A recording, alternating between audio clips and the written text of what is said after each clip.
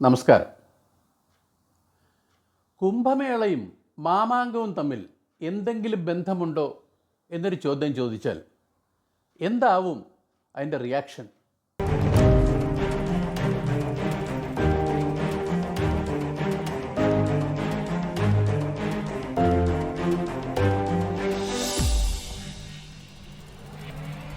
എന്തൊരു absurd question എന്നാവും പലരും കരുതുക, അല്ലേ? 17-ാം നൂറ്റാണ്ടോടുകൂടി മാമാങ്കം തീർന്നു. പക്ഷേ കുംഭമേള ഇന്നും അഭംഗുരം നടന്നു വരുന്നു. 12 വർഷത്തിലൊരിക്കൽ നടക്കുന്ന കുംഭമേള 12 പ്രാവശ്യം, അതായത് 12 × 12 144 വർഷം പൂർത്തിയാകുമ്പോൾ അത് മഹാകുംഭമേളയായി 2025 ജനുവരിയിൽ ത്രിവേണി സംഗമത്തിൽ നടക്കാൻ പോവുകയാണ്. പാലാഴി മഥനവുമായി ബന്ധപ്പെട്ടാണ് കുംഭമേള നടക്കുന്നതെങ്കിൽ വ്യാഴത്തിൻ്റെ ഭ്രമണവുമായി ബന്ധമുള്ള 12 വർഷമാണ് മാമാങ്കത്തിൻ്റെ ഒരടിസ്ഥാനം. കുംഭമേളയ്ക്കാവട്ടെ രാഷ്ട്രീയ ബന്ധങ്ങളില്ല. മാമാങ്കത്തിൽ രാജതന്ത്രം കൂടിയുണ്ട്. സാമൂതിരിയുടെ കാർമ്മികത്വത്തിൽ നടത്തുന്ന രാജതന്ത്രം. സാമൂതിരിമാരെ അതിനെ നിയോഗിച്ചതാവട്ടെ പരശുരാമനും. കുംഭമേളകൾക്ക് നേതൃത്വം നൽകുന്നത് അഖാടകർ എന്ന് വിളിക്കുന്ന സന്യാസി സമൂഹമാണ്. കുംഭമേളയ്ക്ക് നിദാനമായ ഐതിഹ്യങ്ങൾ പലതുമുണ്ട്. പാലാഴി മഥനം കഴിഞ്ഞ് ലഭിച്ച അമൃതിനെ ചൊല്ലി ദേവന്മാരും അസുരന്മാരും പണ്ട് യുദ്ധം തുടങ്ങി. 12 ദിവസം നീണ്ടുനിന്ന ഘോരയുദ്ധം. ഇതിനിടെ മഹാവിഷ്ണുവിൻ്റെ വാഹനമായ ഗരുഡൻ അവിടെ എത്തി. പെട്ടെന്നാണ് സംഭവിച്ചത്. അമൃതകുംഭം ലക്ഷ്യമാക്കി ഗരുഡൻ പറന്നെടുത്തു. അസുരഗണങ്ങൾ ഇതികർത്തവ്യമൂഢരായി നിന്നുപോയി. അമൃതകുംഭം കൊത്തിയെടുത്തുകൊണ്ട് ആകാശത്തിൻ്റെ ആഴങ്ങളിലേക്ക് പറന്നുയർന്ന ഗരുഡൻ വിശ്രമത്തിനായി 4 സ്ഥലത്ത് ഇറങ്ങി. ഉത്തരാഖണ്ഡിലെ ഗംഗാതീരം, മധ്യപ്രദേശിലെ ക്ഷിപ്ര നദിയുടെ തീരം, മഹാരാഷ്ട്രയിലെ ഗോദാവരി തീരം, ഉത്തർപ്രദേശിലെ ത്രിവേണി സംഗമ തീരം. കുംഭമേള ആഘോഷവേളയിൽ ഈ 4 നദികളുടെ തീരത്താണ് കോടിക്കണക്കിന് ഭക്തർ ഒന്നിച്ചു ചേരുന്നത്. ഹിന്ദുമതത്തിൽ 4 വിഭാഗങ്ങളുണ്ടെന്ന് നമുക്കറിയാം. വൈഷ്ണവം, ശാക്തേയം, സ്മാർത്ഥം, ശൈവം. ഇതിൽ കുംഭമേളയ്ക്ക് നേതൃത്വം നൽകുന്നതിൽ പ്രധാനികൾ ശൈവരാണ്.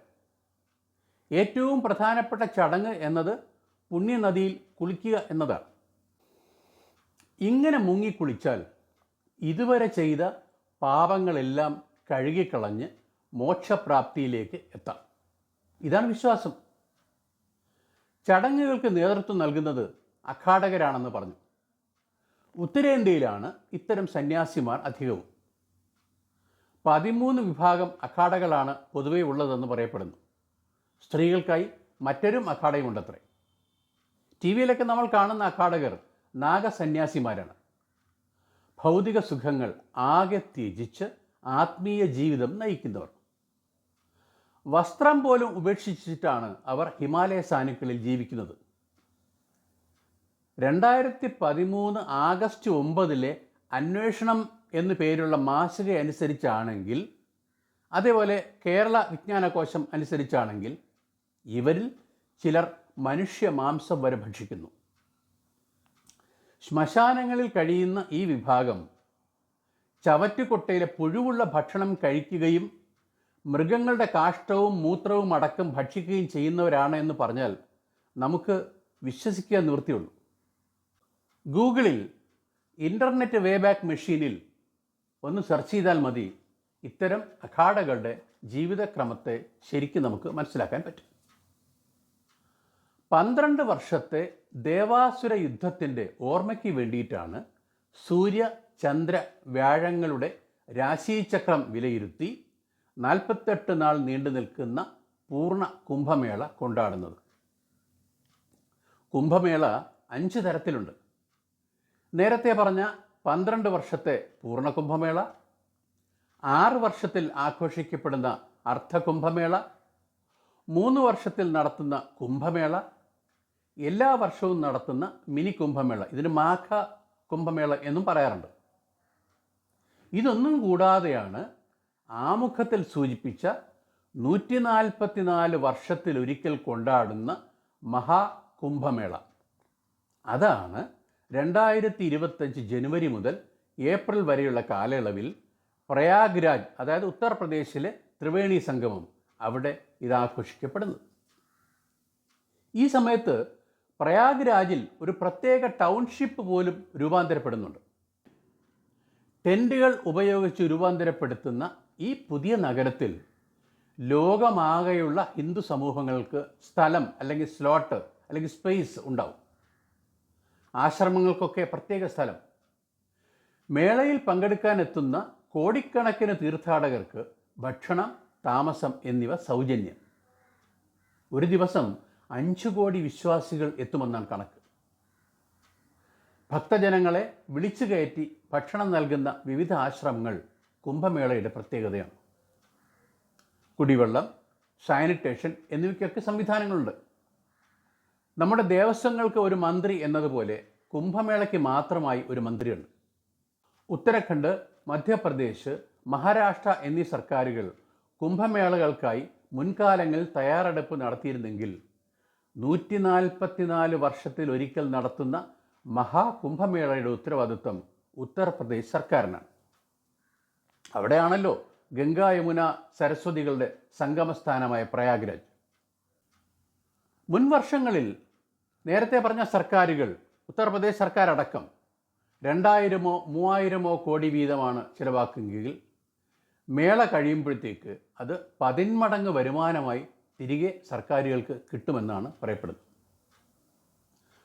കുംഭമേളയിലെ പ്രധാന ആകർഷണം ഷാഹി സ്നാൻ ആണ്.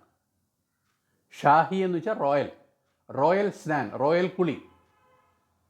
പ്രയാഗ്രാജിലെ വിവിധ സ്നാനഘട്ടങ്ങളിൽ കുളിക്കാനായി ചില നിയമാവലികളുണ്ട്.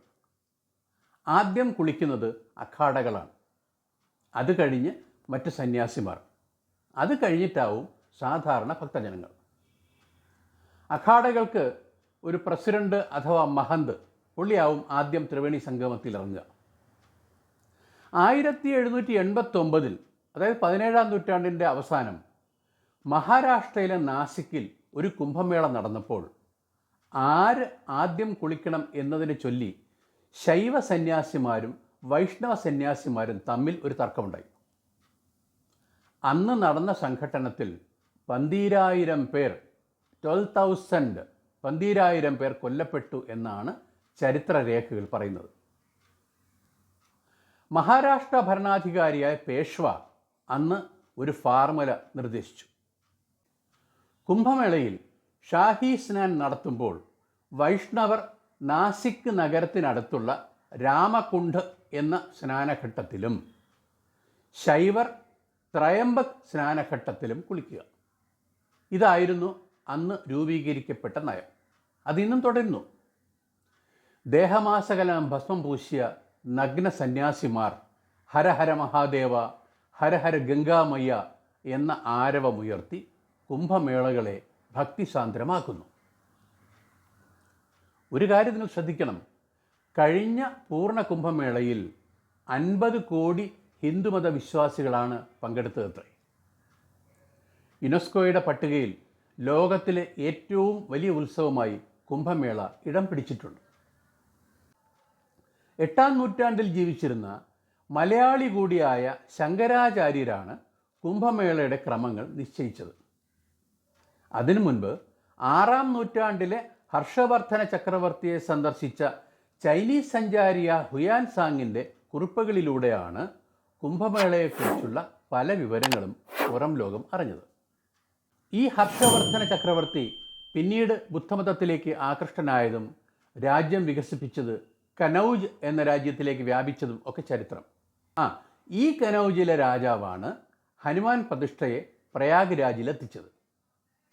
ഹനുമാന്റെ ശയ്യാരൂപത്തിലുള്ള ലോകത്തിലെ ഏക വിഗ്രഹമാണിത്. ഭൂനിരപ്പിന് തൊട്ട് താഴെയായിട്ടാണ് ഇത് നിലകൊള്ളുന്നത്. പൂജാരിയുടെ പീഠം ഉയർന്നിരിക്കുകയും ചെയ്യും. 2025 മഹാകുംഭമേളയിൽ കുറഞ്ഞത് ഒരു 75 കോടി ജനങ്ങൾ പങ്കെടുക്കുമെന്നാണ് മാധ്യമങ്ങൾ പറയുന്നത്. ഈ തിരക്കിനെ നിയന്ത്രിക്കാൻ ഭരണകൂടത്തിന് കഴിയുമെന്ന് നമുക്ക് ആശിക്കാം. തുടക്കത്തിൽ പറഞ്ഞു മാമാങ്കത്തിൻ്റെ വിശേഷങ്ങളെക്കുറിച്ച്. അതും 12 വർഷത്തിലൊരിക്കലായിരുന്നു തിരുനാവായയിൽ കൊണ്ടാടിയിരുന്നത്. സാമൂതിരി വംശം അസ്തമിച്ചപ്പോൾ മാമാങ്കവും നിന്നു. വ്യാഴത്തിൻ്റെ 12 ദശകളുമായി ബന്ധപ്പെട്ടിട്ടാണ് മാമാങ്കത്തിൻ്റെ കാലയളവ് കണക്കാക്കിയിരുന്നതെന്നാണ് പറയപ്പെടുന്നത്. പ്രജാപതിയായ കശ്യപനും അതിഥിക്കും ജനിച്ച മിത്രവരുണന്മാർ വൈവസ്വത മനു അടക്കമുള്ള 12 മക്കളുമായി ബന്ധപ്പെടുത്തിയും ഈ 12 വർഷത്തിൻ്റെ കണക്ക് ചിലർ പറയുന്നുണ്ട്. മാമാങ്കത്തിൽ പക്ഷെ രാജാവിനെ തിരഞ്ഞെടുക്കുമായിരുന്നു. കുംഭമേളയിൽ അത്തരം ഒരു ചടങ്ങില്ല. ആ 12 ദേവാസുര യുദ്ധദിനങ്ങളുമായിട്ടാണ് കുംഭമേളയെ ബന്ധപ്പെടുത്തിയിരിക്കുന്നത്. സപ്തർഷികളും ദേവഗന്ധർവ കിന്നരന്മാരും സന്യാസി ശ്രേഷ്ഠന്മാരും ഈ തീർത്ഥസ്നാന വേളയിൽ കൂടെ ഉണ്ടാകും എന്ന് വിശ്വസിക്കുന്ന ഹിന്ദുമത വിശ്വാസികളാണ് കുംഭമേളയിൽ നാഗസന്യാസിമാരോടൊപ്പം ഒറ്റക്കാലിൽ തപസ് ചെയ്യുന്ന ഊർധ്വാപാദർ, രാത്രി സഞ്ചാരികളുടെ ദിശാപരിവ്രാജകർ, തലകീഴായി തപസ് ചെയ്യുന്ന ശീർഷാസന സന്യാസികൾ എന്നിങ്ങനെ പരസഹസ്രം സന്യാസിമാരോടൊപ്പം പുണ്യം തേടാനായി ഈ പ്രയാഗ്രാജിൽ തടിച്ചുകൂടുന്നത്. ഈ 4 നദികളും പുണ്യനദികളായി മാറുന്നത് ഗരുഡൻ്റെ വിശ്രമവേളയിൽ നദികളിൽ പതിച്ച അമൃതബിന്ദുക്കളാണെന്നാണ് ചിലർ വിശ്വസിക്കുന്നത്. മറ്റു ചിലർ വിശ്വസിക്കുന്നത് ദേവാസുര യുദ്ധവേളയിൽ കുംഭത്തിൽ നിന്നും, അതായത് കുടത്തിൽ നിന്നും തെറിച്ച് വീണതാണ് ഈ അമൃത കണങ്ങളെന്ന്. സമഭാവനയ്ക്കൊപ്പം നദികളെയും വൃക്ഷങ്ങളെയും പ്രകൃതിയെയും ദൈവതുല്യമായി ആരാധിക്കുന്ന വിശ്വാസ പ്രമാണങ്ങളെ പുൽകുന്ന കോടിക്കണക്കിന് വിശ്വാസികളാവും 144 വർഷങ്ങൾക്ക് ശേഷം പ്രയാഗ്രാജ് എന്ന ത്രിവേണി സംഗമ സ്ഥലത്ത് സംഗമിക്കുന്നത്.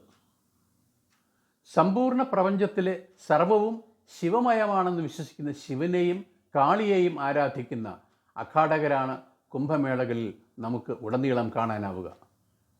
ഭസ്മമാകെ പൂശി മാലകളണിഞ്ഞ് നഗ്നസന്യാസിമാർ ഇടതടവില്ലാതെ ഈ കുംഭമേളയുടെ എല്ലാ വേദികളിലുണ്ടാവും. ഈ കുംഭമേളയിലെ വിവിധ വേദികളിലായി കഥ പറയുന്നവരുണ്ടാവും, പാടുന്നവരുണ്ടാവും, നൃത്തം ചെയ്യുന്നവരുണ്ടാവും, ആഹ്ലാദ നൃത്തം ചെയ്യുന്നവരുണ്ടാവും. അതുപോലെ ഭക്ഷണ, സാനിറ്റേഷൻ, കുടിവെള്ള വിതരണത്തിലുള്ള വോളണ്ടിയേഴ്സുണ്ടാവും.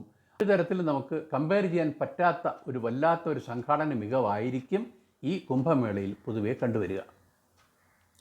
മാമാങ്കം തിരുനാവയിൽ ഇന്നും തുടർന്നിരുന്നെങ്കിൽ ഭാരതപ്പുഴയും മറ്റു രൂപത്തിലെ ജനസമൂഹങ്ങളെ ആകർഷിക്കുമായിരുന്നു എന്ന് വെറുതെ നമുക്ക് ചിന്തിക്കാം. നാനാത്വത്തിൽ ഏകത്വം എന്ന രൂപം നേരിട്ട് ദർശിക്കണമെങ്കിൽ പ്രയാഗ്രാജിലും ഉജ്ജയിനിയിലും ഹരിദ്വാറിലും ഗോദാവരി തീരത്തും എത്തിച്ചേരണം. ഈ എപ്പിസോഡ് ഇവിടെ അവസാനിപ്പിക്കുന്നു. ഈ കണ്ടൻറ്റ് ഇഷ്ടപ്പെടുകയാണെങ്കിൽ ലൈക്ക് ചെയ്യുക, ഷെയർ ചെയ്യുക, സബ്സ്ക്രൈബ് ചെയ്യാത്തവരുണ്ടെങ്കിൽ അതും ചെയ്യുക. നന്ദി, നമസ്കാരം.